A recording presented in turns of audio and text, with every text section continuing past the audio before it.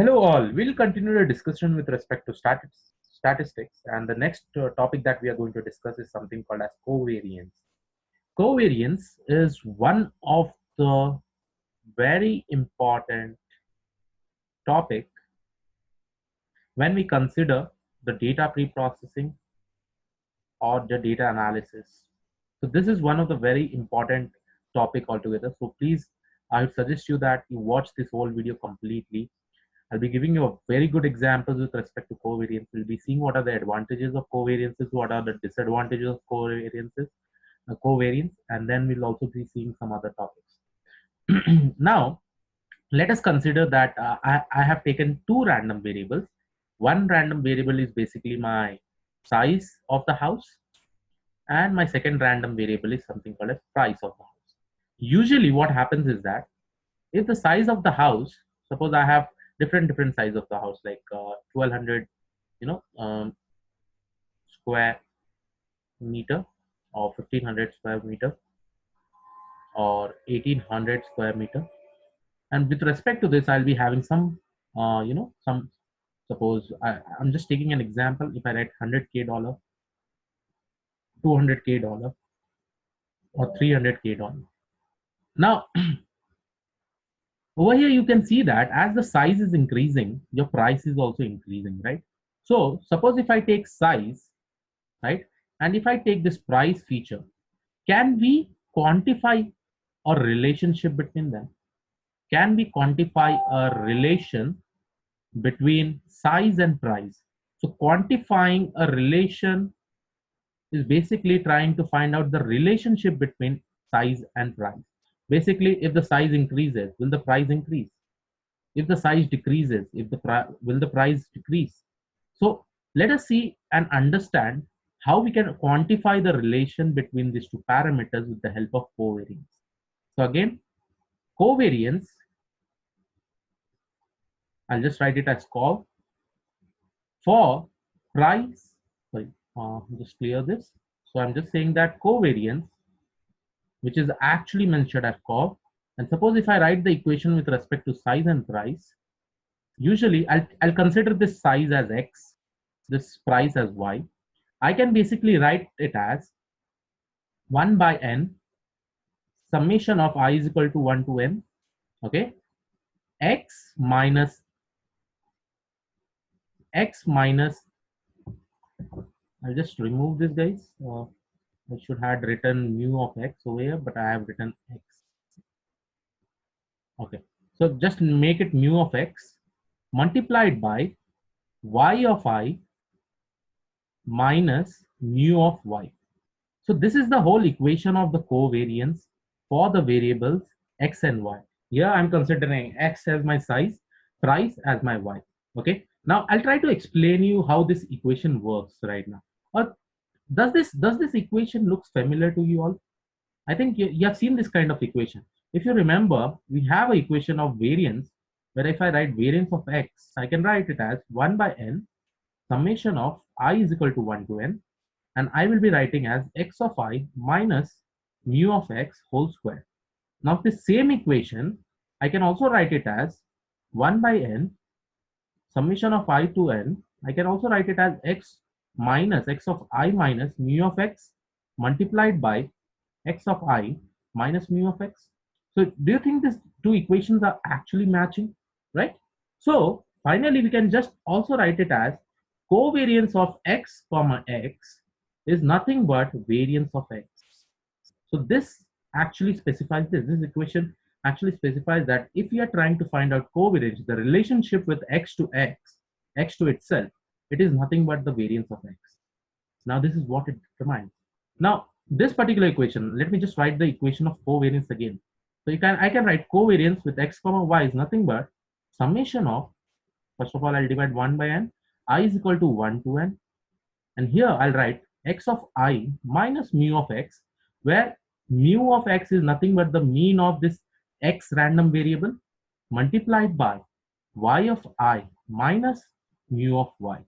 Mu of y is basically the mean of the random variable y. Okay, now covariance will actually help you to specify the quantify a relationship such that if the x increases, okay, if the x increases, my y will increase, and it will also help us to determine by what percentage it is increasing. Suppose if it gives a positive percentage, that basically means that x is increasing, y is also increasing.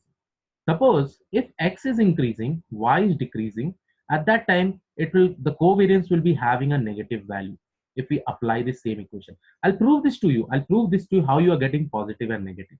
Now let us consider one graph, one smaller graph. Okay. Now suppose this is my price I told you, and this is, sorry, I'll just consider this is my size and this is my price. Now you know that as the size increases, our price also increases. So we will have all the points populated somewhere like this. Yeah. So we'll have some of the points populated like this. Now with respect to the size, if I suppose calculate mu of x is somewhere here. So this is my mu of x, and this is my, since price I'm considering it as y, so I'll just write it as mu of y, right? Now the next thing is that if suppose my x of I is greater than mu of x, suppose here. Now with respect to that, my y will also be greater than mu of y.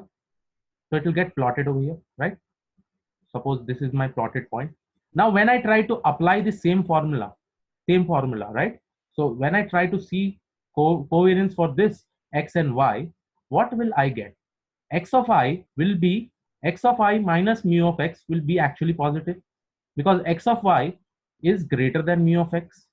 So this will become a positive value, first of all, multiplied by y of y is also a positive value, because this is my y of I. Here y of I is greater than mu of y. So this will also become a positive value. So when multiplied this value with this, I will be getting a positive value. Yeah. Now, similarly, let us see that suppose we have x of I here, then obviously my y of I will also be somewhere here. Now let us see and try to see if I apply this equation, what will happen? X of I minus mu of x. Currently x of I is less than mu of x. Yes, x of I is less than mu of x. So if I write x of I minus mu of x, what will happen? It will actually give me a negative value.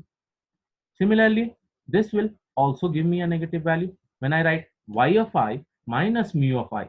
So y of I is nothing but this is the value, minus mu of I will be nothing but will also be a negative value. Then here also I'll be getting a positive value, right? So in this case, I will be getting a positive value. Always remember, whenever I have a scenario where x is increasing and y is increasing, so always my covariance will be positive in this case. Okay. Now let us consider one more case. Now in this case, I will consider that when my x increases, y decreases. Okay. And the example, you know, I can take any example as such. I'm not just talking about any distribution. I'll just try to plot this. Suppose this is my x and this is my y. Now in this scenario, when x is increasing, y is decreasing, usually I will be getting a graph something like this. I'll be getting a graph something like this. Okay. Now suppose I consider that this is my mu of x and this is my mu of y. Now if I apply the covariance formula with respect to x and y, I'll just again write down the formula so that you don't get confused. I is equal to 1 to n, and then here I can write x of I minus mu of x multiplied by y of my minus mu of y, right? So this is my covariance formula. Now so you see this, suppose my mu of x, my x of I is greater than mu of x, then with respect to this, my y of I will be getting populated here, because if I consider this point, my y of I will be getting populated here. Now you can see that if I write x of I minus mu of x of I is greater than mu of x, I'll be getting a positive value, multiplied by, now over here I have y of my minus mu of y. Y of I is actually smaller than mu of I, so I'll get a negative number. And finally, I will be getting a negative number, right? So this is the negative value I'll be getting.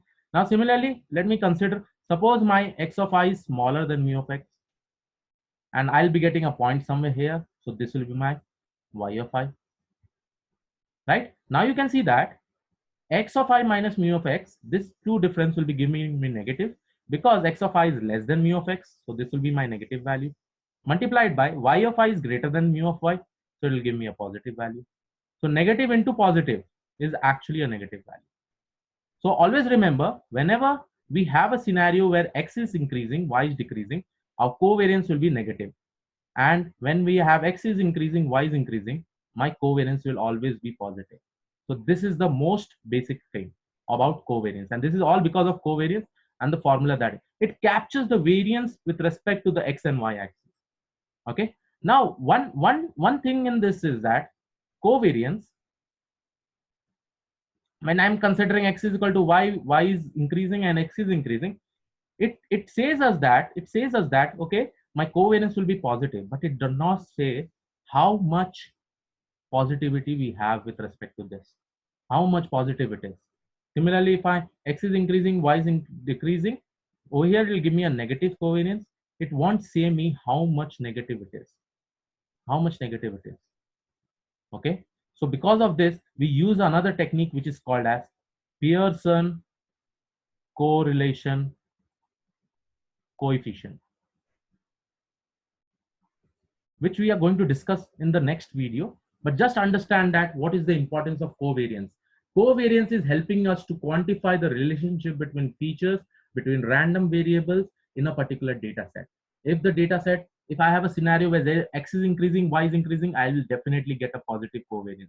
If I have a scenario where x is increasing and y is decreasing, I'll definitely have a negative scenario. I hope you all like this video, guys. If you have liked it, please do subscribe, share with your friends, share with the people who wants to actually learn statistics, wants to learn statistics with respect to machine learning. Yes, share with them, and please do subscribe the channel. I'll see you in the next video where I'll be creating about Pearson correlation coefficient to overcome the disadvantage that we see in covariance. I'll see you all. Thank you all. Bye.